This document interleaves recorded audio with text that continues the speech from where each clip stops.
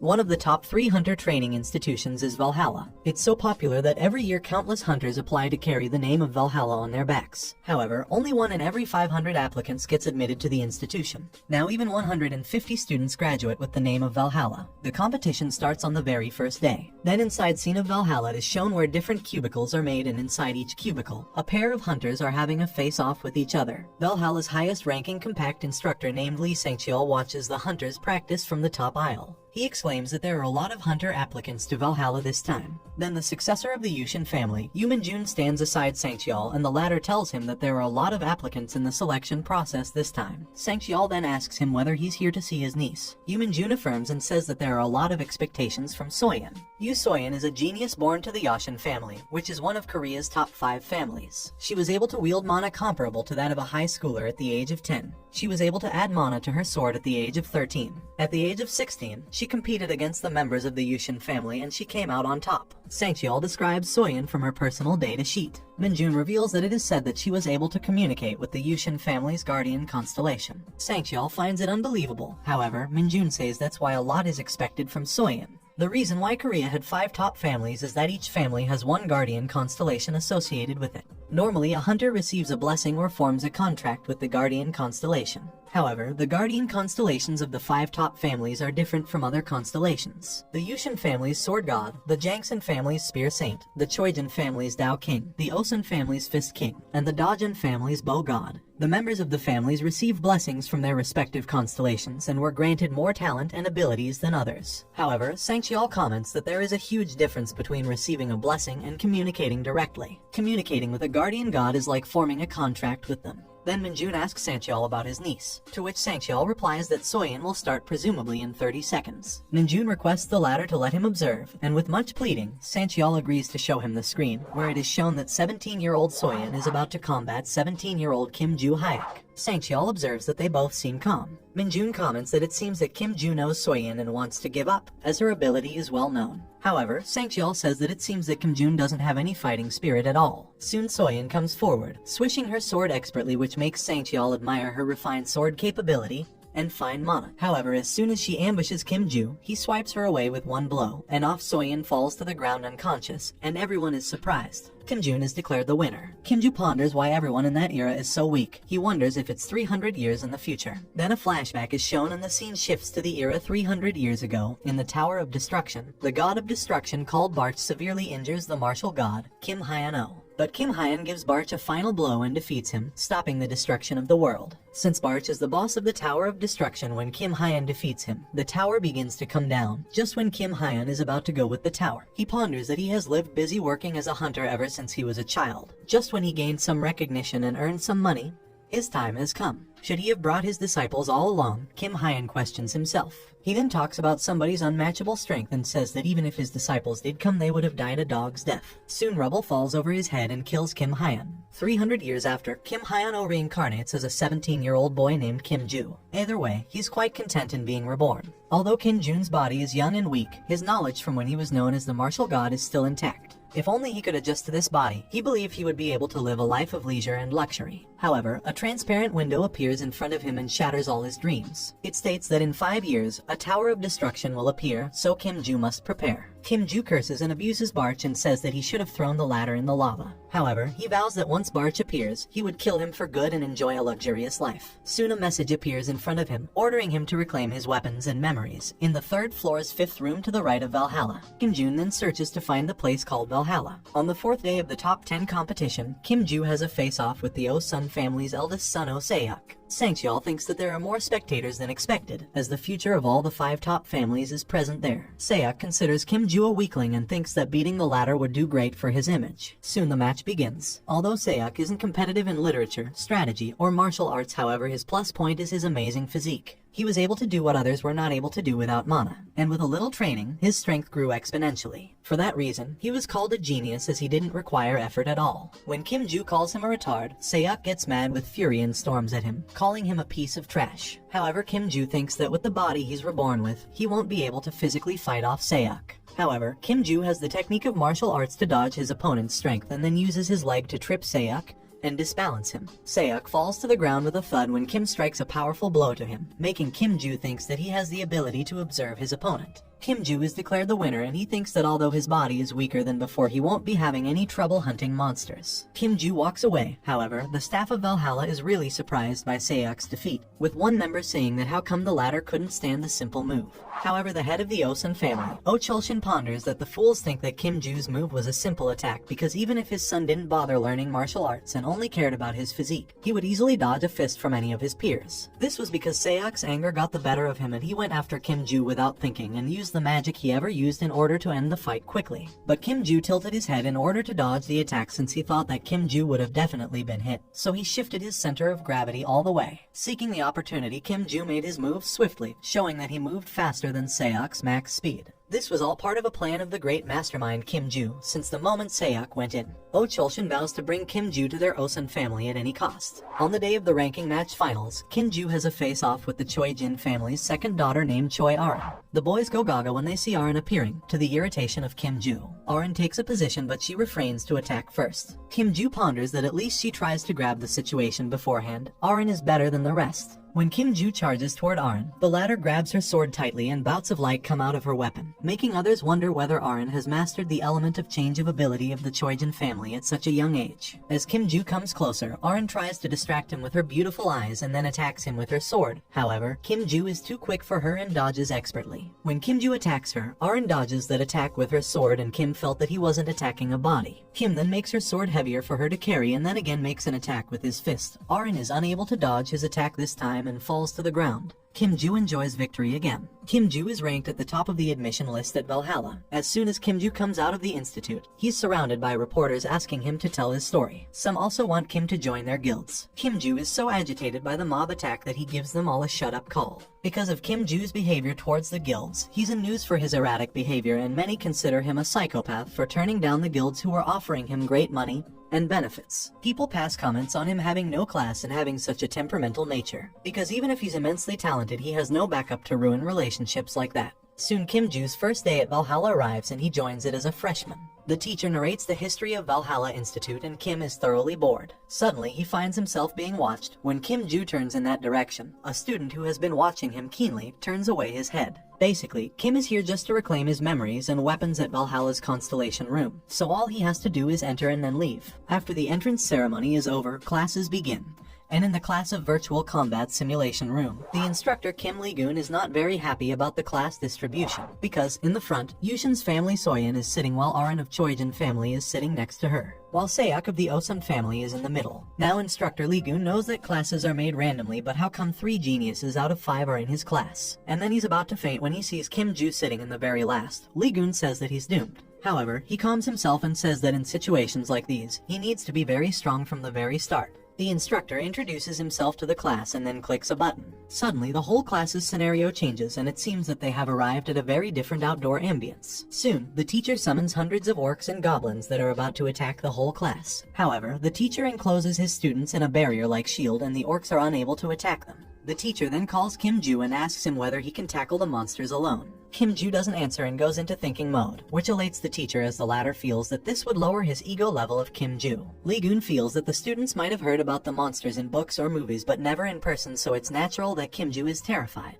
Lee-gun is waiting for Kim to give up so that he could start the class. However, Kim starts laughing at his face and says that of course, he could take care of them on his own. But Kim says that firstly Lee-gun has to offer him a prize because such kinds of tests are never given on the first day. Lee-gun agrees that if Kim handles all the monsters alone then he would do whatever it is under his power. Lee-gun warns him that monsters in such conditions attack in real. However, Kim shrugs him off and demands him to pass him the sword. Lee-gun hands him his own sword and Kim Ju slashes the monsters easily within seconds, as Kim Ju fights expertly with the monsters. He wonders that it has been 300 years since he held a knife but still he's doing fairly well. He reminisces that back then when the world was full of monsters, humans couldn't progress, so they used any kind of weapons that were available. However, the sword is still a familiar weapon. A sudden attack by an orc brings Kim back to the present. However, he's swift enough to dodge that move. Kim Ju wonders if the monsters are fake because they're following a regular pattern of fighting. Meanwhile, Lee-gun and other students are in awe watching Kim Ju fighting so skillfully. Lee-gun couldn't believe his eyes because all he lent Kim Ju was a plain sword. That doesn't contain any magic power or swordsmanship.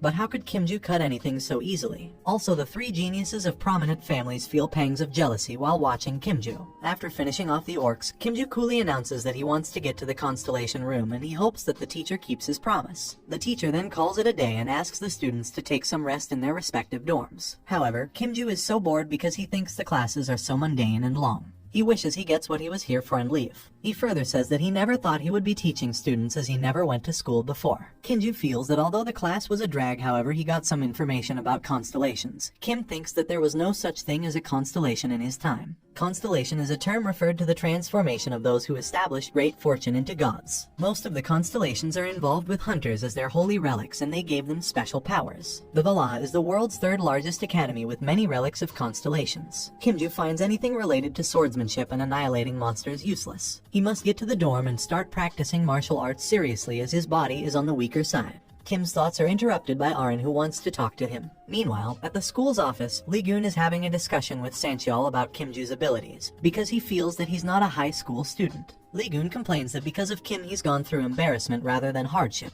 Lee-gun made 120 monsters in the virtual combat simulation room, and Kim Joo killed all of them in an instant. Even Sang-cheol is surprised because that's a lot for a high school student who has never seen a monster before. Sang-cheol adds that there is nothing special about Kim Joo.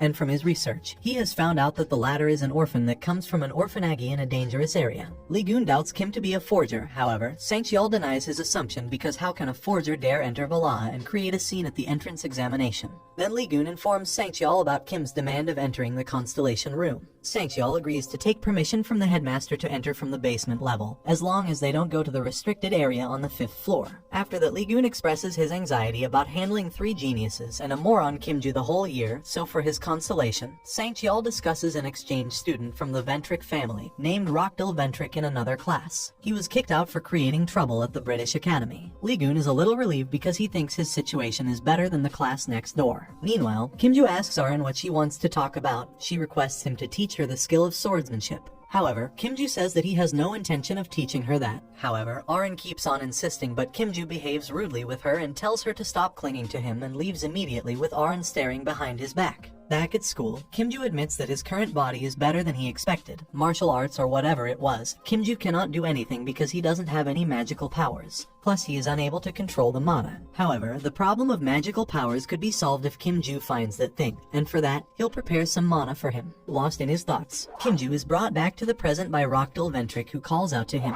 He is accompanied by his attendant named Yuria. Kim Joo is unable to recognize him, so Rockdal introduces himself. He asks very straightforwardly, Kim Joo, doesn't he want to be very strong? The details of the Ventric family are shown that the Ventric family has a beak mask, which is a guardian of the constellation, and that makes the Ventric family different from others. Normally, there is an S-class or higher guardian of the constellation who protects the family, and they directly select the member of the constellation and give them protection and strength. But for the Ventric family, they decided to sign the contract with a non-constellation family member. It was a way for the chosen person to sign a contract with the constellation without disagreement. And because of that unique choice, the Ventric family enjoys strong power in the whole of Europe. If you were a member of the Ventric family, you would be able to select a contractor regardless of your lineage, so the branch family line could have as much power as the main family line. For this reason, Rockdal Ventric has become too arrogant. Not too long ago, because of the commotion at the British Academy, he was kicked out. However, instead of crying over spilled milk, Rockdal decided to move ahead, because he always got what he wanted.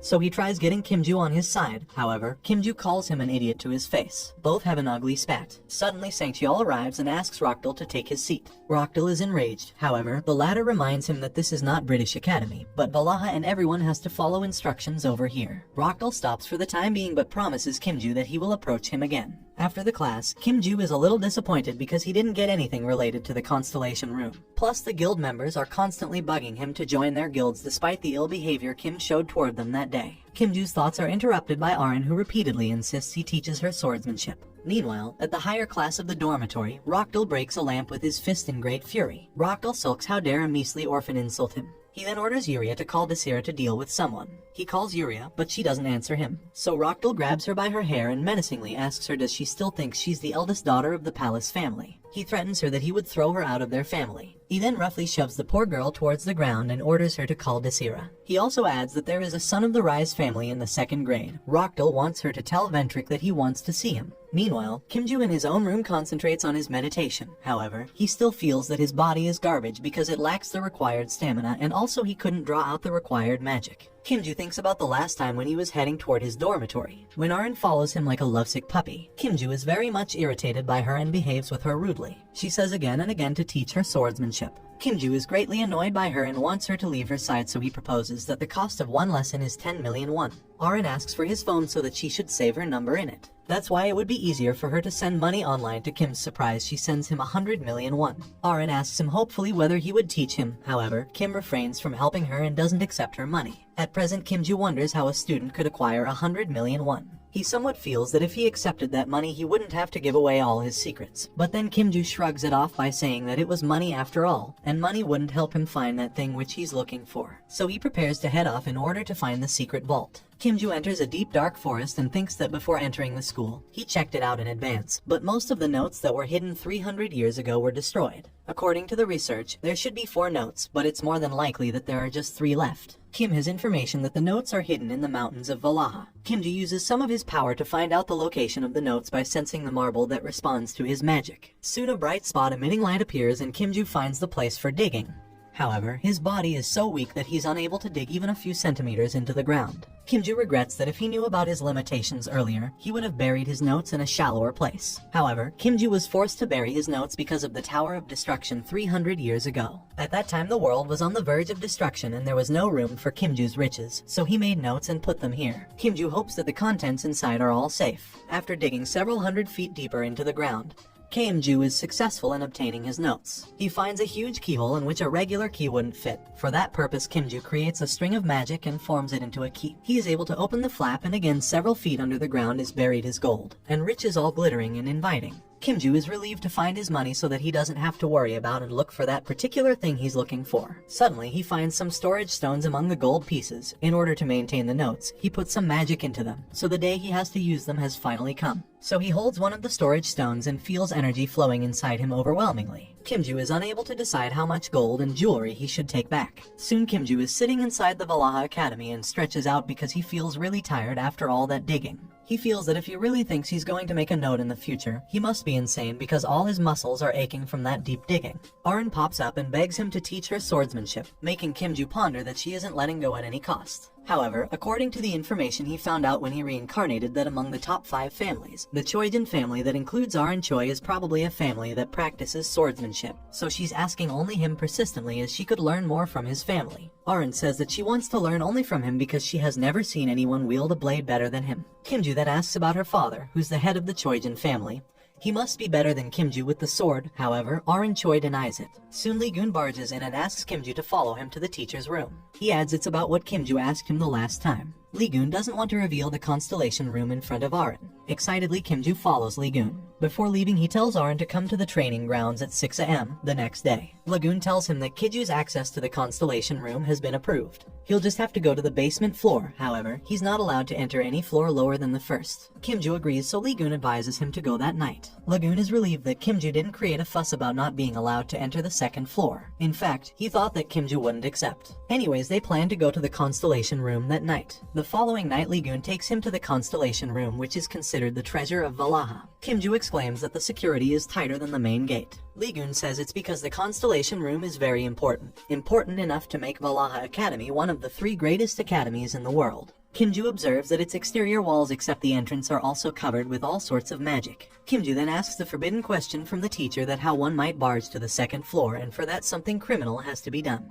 Lee-gun warns him that he could be expelled for that, and worse than that, Kimju could lose his mind before even leaving the school, as on the second floor of the constellation room, the magic power runs rampant. If one touches that magic, his mind would shatter and becomes a madman. Now Lee-gun is worried about why Kimju is asking him about the second floor. It's because he wants to go in. However, he assures himself that the first place entrance student wouldn't dare take a risk. The gate opens and Kimju enters. Lee-gun stays outside and calls to him that he has only 30 minutes. Kim assures him that he'll be back soon. An interface appears in front of Kim-ju to reclaim his memories and weapons on the 3rd floor, 5th room of the Valhalla Academy. Kim-ju doesn't care whether he gets expelled or not, as he came to the academy for that in the first place, so he has to go to the 3rd basement floor first. Kim-ju wonders how come to the building has so many stairs. Kim-ju is surprised to find that the Constellation Room was not as great as boasted. It didn't seem that important at all. Kim wonders whether he should go deeper. Soon an interface appears in front of him saying that he has met the requirements and he's being shifted to a room. Soon he goes deeper and deeper and Kim meets his old opponent Barch. But before Barch could say anything, Kim gives him a tight blow angrily and says how happy he is to see him. Kim-ju punches him repeatedly and catches him off guard. Barch just keeps on telling him to calm down and stop, but Kim knocks him to the ground. Barch tells him that he ain't the person who would use their fist. However, Kim-ju is angry at Barch for destroying his comfortable future. He thwarts him further with light kicks. Kim-ju keeps on beating him by saying that Barch robbed him of his riches, honor, and all the time he spent training his disciples. Barch, huffing and puffing, then asks him, didn't he wonder what the place is about? However, Kim-ju replies that there is nothing here. Barch reveals to him that this is an imaginary world. He adds that to be exact, this place is a space and a relic. The Barch that he's seeing is just an embodiment in the imaginary world. His actual body was dead 300 years ago. Kim-ju guesses that Barch has always been in this relic, and Barch affirms. Barch proudly exclaims that he became a constellation. Kim-ju again becomes mad with fury and punches Barch again. Meanwhile, Lee-gun is waiting patiently for Kim-ju outside the building. He's relieved to see Kim-ju coming out of the gates. The security guards check him thoroughly before letting him out. Lee-gun asks him whether he didn't do anything problematic. Kim-ju replies coolly that he was just checking around and couldn't go down further, otherwise he would have lost his mind.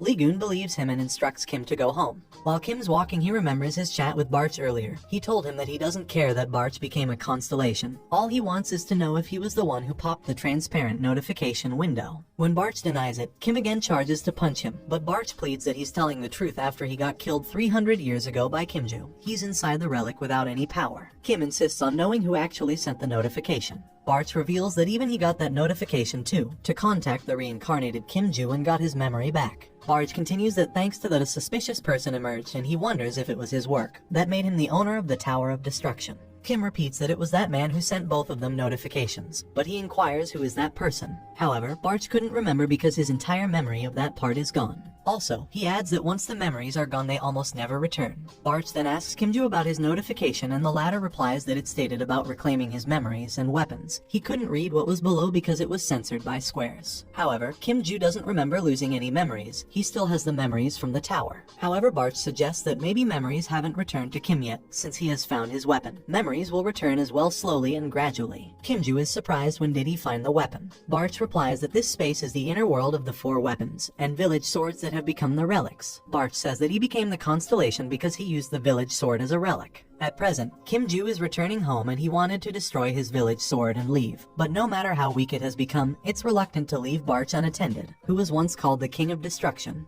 Also, the new quest that would be appearing on the notification window is only achievable by the village sword. Lost in his thoughts, Kim's interrupted by a bunch of mobsters. One of them says to Kim that his seniors were away on a vacation, so isn't he going to introduce himself? The person who's bullying Kim-ju is the Sunrise family's eldest son, Lyric Sunrise. However, Kim mocks him by saying that a bully like him has juniors as well. Lyric is furious upon hearing the crude words. However, he says that if you're in first place in the first year, so it's not enough to say hello to your seniors. However, before he could lecture more, Kim-ju gives him a hardcore kick and says stop chattering and come to him. Kim-ju fights his seniors in no time with punches and blows and defeats them easily. Soon a sword appears in his hand and the seniors were certain that they didn't see the weapon earlier with Kim. However, Kim proudly holds the village sword and summons his opponents to come to him. And if they stay still, he would crush their heads off. The scene shifts to 3 hours earlier when Lyric receives a message from Rockdal Ventric to take care of Kim-ju. In return, Rockdal will greatly reward Lyric, which would greatly reward the Sunrise family. He further instructs that it doesn't matter if Lyric uses any weapons, he's going to clear the mess anyway. Lyric accepts and leaves immediately. Lyric thinks that a first grader is always a first grader no matter what and they couldn't be a second grader's opponent. He feels that it's unavoidable that first graders and second graders are entirely different from each other. It's because of their contract with the constellations. Valhalla students have to go to the constellation room in the second semester of the first year in order to form a contract with a constellation. Students who form the contract become contractors and are called second graders. Once you become a second grader, you could draw out and use your constellation's power. Lyric also feels relieved that Kim-ju, who doesn't belong to any special family, has no guardian constellation, so it would be easy to beat him. At present, Lyric regrets what he thought about Kim-ju as he witnesses Kim-ju roasting his colleagues with his sword. One of the second graders tries to slash Kim-ju with his own sword. However, Kim swiftly dodges and the guy misses his attack. Kim then attacks him on his face. Lyric couldn't believe his eyes. A mere nothing is being second graders one after another. Lyric ponders that second graders must have higher skills in martial arts or magic before becoming contractors than first graders. Lyric wonders about the strange swordsmanship, as it looks like Kimju is walking with moderate swing force, but the people around him are getting severely injured. Kimju threatens the remaining ones that he'll crush those who would stay still. The remaining are double-minded whether to face Kim or run away. However, Lyric encourages them not to be scared of a mere first grader. Lyric then angrily charges toward him. However, before he could attack, Kimju pushes the end of his sword into his stomach and then swiftly opens his hand and ejects a weapon, and knocks Lyric down in no time. However, Kimju wakes him and helps him get up, and asks him why did he attack him. Lyric makes up that they're just a bunch of seniors bullying a first grader. Kimju is not satisfied by his answer and says that so a bunch of those seniors came while covering up their weapons. To take care of a first grader, this is hard to digest. Kimju insists on who sent them after him. However, Lyric refuses to budge. Kimju mocks him by saying that is this the loyalty of the gangsters? He's full of tears. Kimju is about to leave when Lyric warns him that Kimju cannot go to school like this after this incident,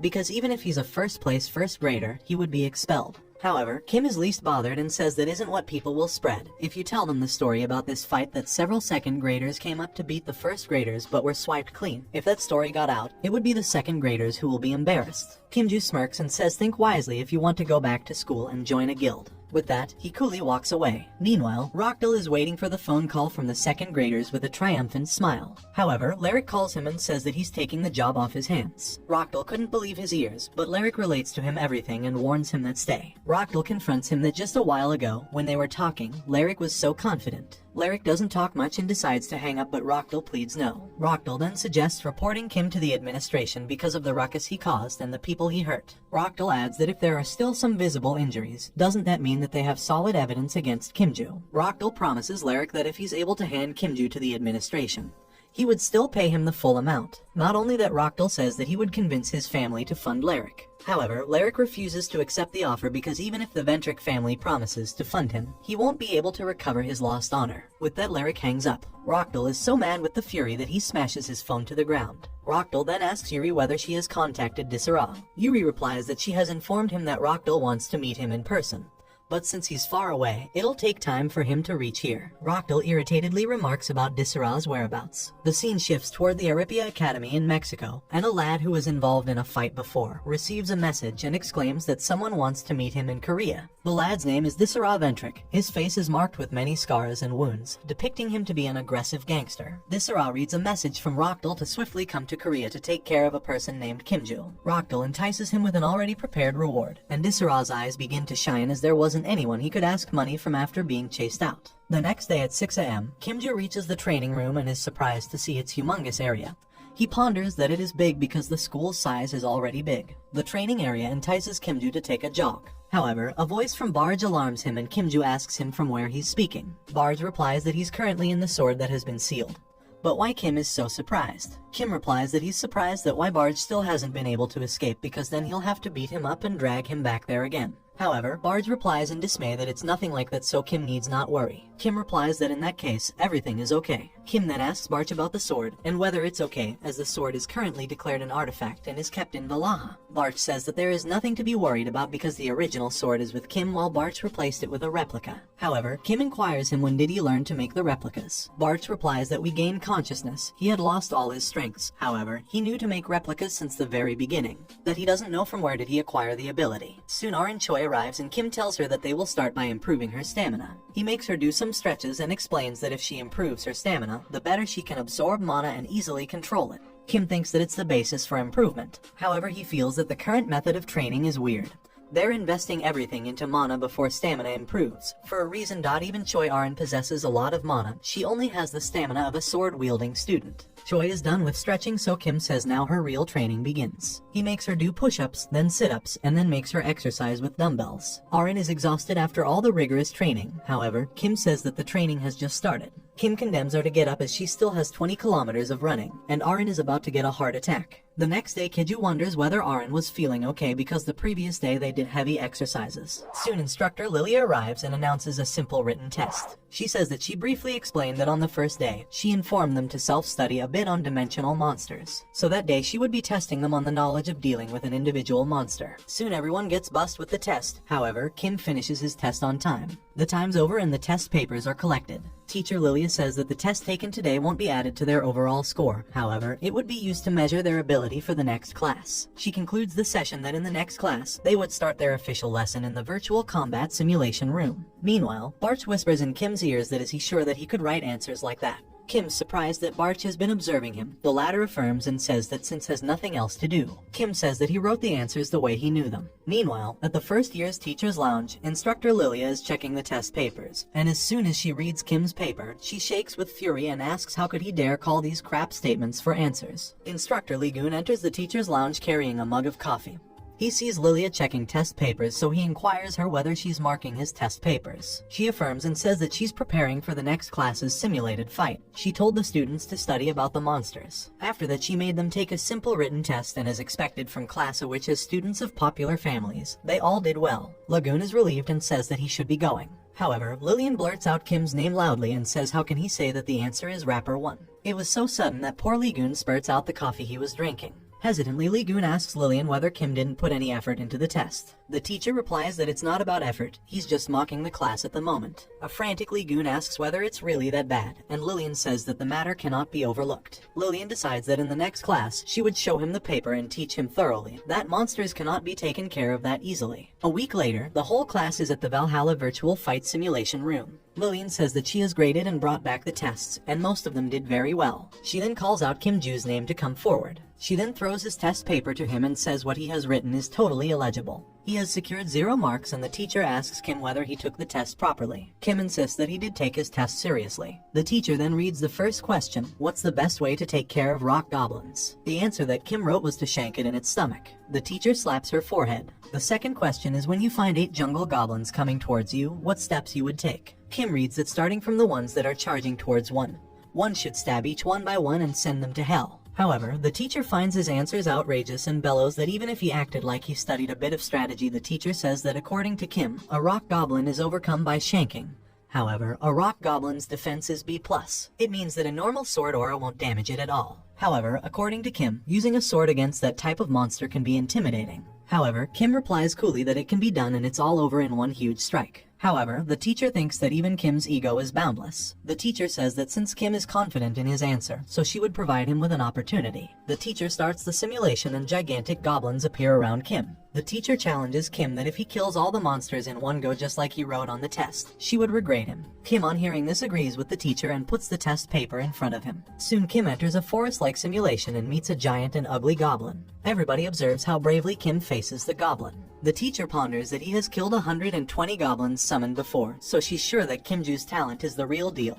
But for the rock goblin, he can't take care of it with just any random sword. Soon the battle begins, and the teacher is astonished to see that within seconds Kim has stabbed the sword into the goblin's stomach, and the goblin vanishes, leaving the sword lying on the ground as intact as it was before. Kim triumphantly tells the teacher that this is shanking a goblin in its stomach called. The students of the prominent families wonder how he killed a rock goblin without using any magic with a mere sword. Teacher Lillian asks Kimju, how did he do it? Because in order to kill a rock goblin with a sword you need to be at least in a rank contractor, so normally it's only logical that you take care of it with a strike. However, Kim says that this shows that his answer is correct. The teacher says that not yet that was the answer to the first question. Now the next question. Before Kim could say anything, he's transported to the next simulation, which is an underground tunnel. Soon he encounters jungle goblins, or as the teacher simplifies anger management, issue goblins. According to teacher Lilia, it's very difficult to handle these creatures. If Kim won't do it properly, the goblin in front of you would use its howling skill, summoning all the other goblins as well. Normally they are overpowered by the help of a magician. However, in another case, one could just run away without facing them. The teacher explains that while he could only see 3 goblins currently, but soon 5 other goblins would rush towards him as soon as Kim would make any mistake. The teacher continues that even if he used the sword well, it will be hard. From what she has heard, she understands that his sword speed is very low. But to everyone's surprise, Kimju swiftly stabs the sword through one goblin's head. The second goblin gets stabbed into its forehead, and before the third goblin could howl, he stabs the sword into its mouth. Within microseconds, he finished off the 3 jungle goblins. Kim turns around and informs the teacher that in that case, He got his second question correct as well. Kim and Arin are training vigorously at the training center. While Kim is training with great stamina, Arin quickly gets beat up and lies panting on the ground. Kimju is a little surprised and asks her that didn't she exercise with her clan because how come she's struggling with this level of exercise. Arin replies that she doesn't normally push herself like this. Kim asks her that how she is going to face the monsters at that level of stamina. Arin reveals that she could just use her magic power by borrowing strength from the constellation members. Kim ponders that this is just what he expected. Rather than training their stamina, they focus on their magic power since they all depend on their constellations. Kim guesses that even if they don't raise their physical ability, it's fine as long as they train well enough to borrow a constellation's power. However, the risk is pretty high, as what if someone is caught in the middle of a labyrinth or dungeon where using magical power is restricted, or what if all of your mana runs out fighting for too long? The constellation members might not even lend their power, then what will happen? Kimju turns to Arin and asks her whether these stamina building exercises are somewhat meaningful to her. Arin replies that of course they are, because Kimju has promised to teach her swordsmanship only if she would do those exercises. Kim mocks her by saying what kind of answer is that? She's doing them just because Kim has asked her to do them. Arin blushes and then shrugs off. Kim just calls it a day since she has to reach the academy soon. Arin leaves while Kimju has one more set to go. After she leaves, Barch starts communicating with Kim. He asks Kim whether the lady was Arin Choi. Kim affirms and Barch continues that it seems that she has kept up with Kim's training without any complaint. He then asks Kim whether he has chosen to train her. Kimju replies that it's only that she pestered him too much to her his art of swordsmanship. Barch then inquires whether he has actually shown her his swordsmanship. Kim defends himself and says that he hasn't actually shown her his art, but she might have noticed it when he used it in his class. Barch sarcastically says that how could she notice its strength just like that by observing it? Kim replies that even he found it a little amusing too, so he plans to teach her a little bit of his skill. Soon Kim spots Seok of the Osun family working out vigorously. Soon both of them come face to face. Kim begins the conversation by asking the latter how long he has been training. Seok replies that he has been here ever since. His routine has always been to exercise before attending the academy. He then excuses himself and leaves. Kim thinks about Seok in awe, and he doesn't know if it's because of the martial bone he's born with, but it looks like he's able to train for so long because of his talent. Barch surprisingly asks why Kim is so much interested in that man. Kim replies that he's bound to be smarter than those who only train their magic power. However, Kim thinks that what these constellation members actually do. Barch says that he has no idea because he too is a constellation, but all he did for 300 years was being isolated here. He doesn't know anything about the other constellations. Barch suggests that Kim might be able to learn about them more if he finishes the new quest set in his systems tab. Soon an interface pops up which has the same instructions for recovering his memories and weapons, but there is a cryptic clue given below that says Valaha's Eye of the Great Forest made near Rona's house. Caution, the Heaven Sword is required to satisfy the condition. Kimju thinks hard and tries to remember that the clue is somewhat he has already heard in class. It was the last survival place they went to during the first semester. If it wasn't for that quest, he was just going to run for it after recovering his things. However, it appears that he has to be stealthy for the time being. However, Barch mocks him again by saying that didn't he just create chaos by starting a fight with those delinquents just a while ago? But Kimju has no regret about that fight. Kimju says finally that until and unless he completes the quest, he won't be able to leave very soon. Kim fears that the secret of his reincarnation would also start to unfold. The scene shifts towards the United Kingdom, inside the Ventric's mansion. The vice owner of the clan, Adelia Ventric, is perched gracefully on her throne talking to her subject. Adelia asks the man what has actually happened. The man replies that the labyrinth in the outskirts of Reading has been taken care of. Adelia lauds him and inquires whether he has more information for her. The latter tells her that he's thinking of recruiting a few competent men he has found along the way. He continues that from this time's labyrinth, there has been a survivor of the ruined Roberts clan. The lady asks that the person under discussion is pretty strong. The man affirms and says that the two he has found are rank contractors. Adelia confirms that if they are at that level, then they are ready to receive the blessing of the Ventric family. She instructs the man to test their capabilities and then send them her way. Adelia asks if he wants to say anything else. The man hesitantly tells her that he has some report on Rockdale. The lady inquires whether something happened to them that day. The man informs Dahlia that Disara was called into South Korea. Adelia is thoroughly displeased on hearing that name. Disara is supposed to be the black sheep of the Ventric family and the worst delinquent. He's committed many terrible acts by using his family name. At the age of 19, he killed 5 people in England's academy because they started an argument with him. So at the age of 20, he was completely cut off from the Ventric family. He's been living in hiding for many years. Adelia is worried that why Disara is meeting Rockdale. Adelia asks the man to put Disara under strict surveillance for the sake of Rockdale. Adelia instructs him to strictly warn Rockdale as well if he gets caught doing something weird. He'll be removed from the family. The man agrees and takes his leave. Adelia ponders that all of these fools are wielding power that they haven't earned themselves.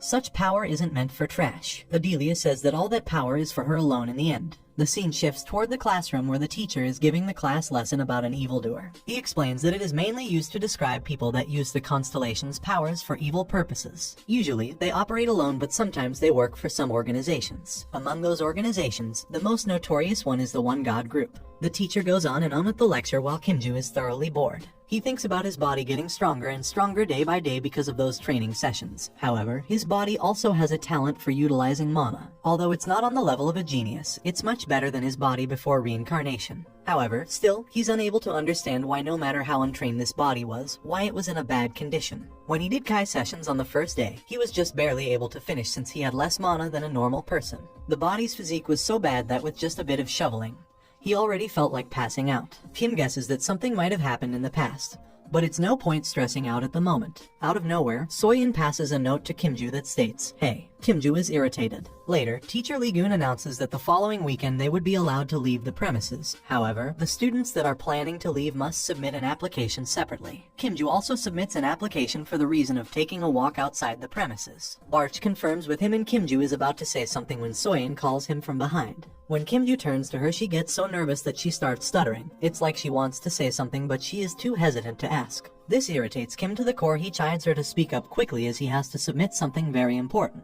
However, she also loses her temper when Kimju calls her a freak. The scene shifts toward the Balaha dormitory where Kimju is sitting in front of his system. He is searching for information about the place that he's going to the next day. He's finding a trading forum where he could sell the treasure he found in the vault. Soon he finds a place called the market. He finds out that after paying an entrance fee, it allows people to trade anything freely and anyone around the world can use it. However, it's seen as a black market due to the evildoers that trade on it. The market was created by a guardian constellation called the Hidden Ruler. Because it is maintained by the guardian regularly, high-ranking people use it openly. Even though the market is illegal, the governments don't crack down on it. For this reason, Kimju feels he can easily enter it. All he has to do is to click on the link given in the comments section and create a reservation. Then Kim would be assigned a location within 50 kilometers of his current position. He has to reach there and enter the door, and Viola the market is here. He receives a message from Arin that she won't be able to take her training the next day as she's going out somewhere. He wishes her a good trip and she sends her some silly emojis to his irritation. Later, Kimju sets out for his assigned location, which is set to be inside an old cafe. When he reaches the place, he's taken aback to find the place old and abandoned with cobwebs hanging everywhere. Kimju ignores all that and reaches the right spot. He finds a door and enters a place through it. He finds himself in a wide, desolate alley with building around it. However, Kimju feels that he has come here before despite this being his first time in the market. Especially the purple sky and the cloudy moon, it's all similar to the night he saw 300 years ago. A strange man summons him and asks whether this is his first time, and Kimji remembers the instruction which said that a man in a leather suit will ask him to pay the entrance fee of 200,000 won.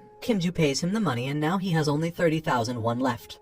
However, he's not worried since here he can make more money. The guy then offers to guide him since it's Kim's first time in the market. Kim asks him that he has some jewels to sell that he owns, so where should head to. The man guides him to go to the market in the 3rd district, as Kimju doesn't want to auction off his jewels, but rather sell them quickly, so he would find tons of merchants in the 3rd district that buy anything from jewels to weapons, as well as anything anyone could think of. Kim then asks him about the most trustworthy person around, and the man suggests that Morris is the one who's known to have the best prices. He then explains the way to just walk straight ahead, and when he sees the split path, head straight through. The man strongly advises him to wear a mask over here. Because of the nature of the goods being sold over there, the man graciously lends Kimju a mask as a token of thanks. Kimju thanks him and heads towards his destination. He reaches there and finds a man wearing a cat mask. Kimju refers to him as Morris and tells him that he wants to sell stuff. The man says that if it's jewels and gold, then he could process them quickly. Kimju hands him a bag, and when Morris examines the accessories, he's shocked to find a ring that is called the artifact from the destruction era. Morris confirms after thorough examination that the stuff Kimju brought is an artifact of destruction from all angles. Morris wonders from where actually did he get those artifacts. Kimju asks him how much Morris could offer him for those jewels. Morris inquires him from where he got those jewels, and Kimju bluntly tells him that he heard that such questions aren't supposed to be asked here. Morris quickly apologizes and says that he got distracted by the glitter of those artifacts. However, he honestly refuses to trade those jewels because he couldn't process them, as he doesn't have that much capital to buy them all from Kimju. He then advises Kimju to visit the auction hall. Kim then inquires that if he put the jewels on auction and how much time would it take to sell them. And Morris replies 2 to 3 weeks, since there are many people who have reserved slots. It'll be a while for the auction hall to open. Kim inquires whether he has to visit the market personally after that. Morris says yes, since he needs to be verified at the time of payment. Kim then inquires how much he would get for those jewels through the auction. Morris shows him the calculated amount, and then Kim asks him how much he's missing.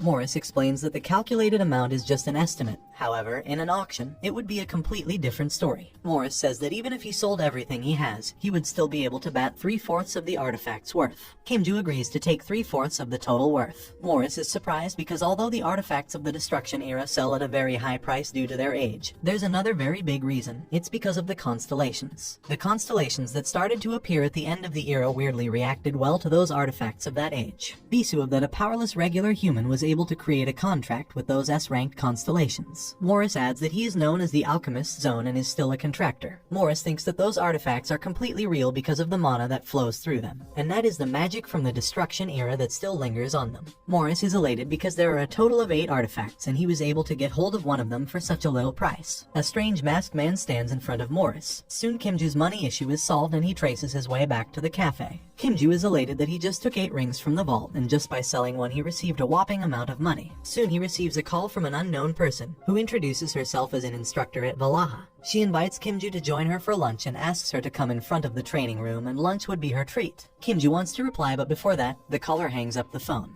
Now Kimju is confused about whether he should attend this strange lunch offer or not. Meanwhile, at the market, Morris asks the person about the purpose of his visit. It seems that both know each other very well. The person is introduced as Black Cat, the owner of the market. The owner is concerned because Morris has applied anonymously for an auction for the first time and demands to look at the item for auction purposes. Morris helplessly hands over those items and Black Cat says that his owner, who is a constellation, wants the ring. At Valhalla's restaurant, it's instructor Lilia, who has invited Kimju for lunch. While Lilia is devouring some food while Kim is wondering why does Valhalla has a fancy place like this. Lilia then offers Kimju to be her assistant, however Kim refuses her offer. However, Lilia advises him not to be hasty in his decisions, as being her assistant would give him many benefits. Kim would get a scholarship and many grants. Also, he would get a chance to write a thesis with Lilia. If a thesis is published, then Kim could write about the 3 types of monster attacks. If that happens, then his name would be listed in the World's Monster Research Association, so glory and wealth would naturally follow. Also, he could go out of the premises twice a week instead of only once a month. However, Kimju still refuses as he doesn't find all the benefits appealing at all. However, his urgent objective right now is getting to the Eye of the Great Forest, and you can only get there during the Grade 1 performance assessment, so even if he's an instructor it would be hard to get in. Lilia doesn't give up and says that if she would give him some information that piques his curiosity, then he could tell her about the monster attacks. Kimju asks her what kind of information, and the latter replies that it's about Arin, who's always sticking around him. She reveals that Arin is about to be disowned by her family. However, Kimju is not all interested in this information as well. However, Lilia insists that he must share some knowledge with her as he still heard the news. Meanwhile, Choi and her elder brother are summoned by their father for a sorting competition to be held 3 weeks after. The one who would win will be awarded special blessing from the family's constellation. The one that would lose would be disowned by the family. Arin's elder brother mocks her to be illegitimate and insults her that how she is not eligible even to belong in such a prestigious family, let alone be the head. Arin's heart breaks and she remembers her mother, who always wanted her to be the head of the family so that she's free from all agonies and pain. And that's how the first part of this manhwa ends. Well guys, if you like this video and you want a second part, comment below with the word contractors. Also subscribe to the channel. Hit the bell and like the video. But most important, leave a comment. Until the next video.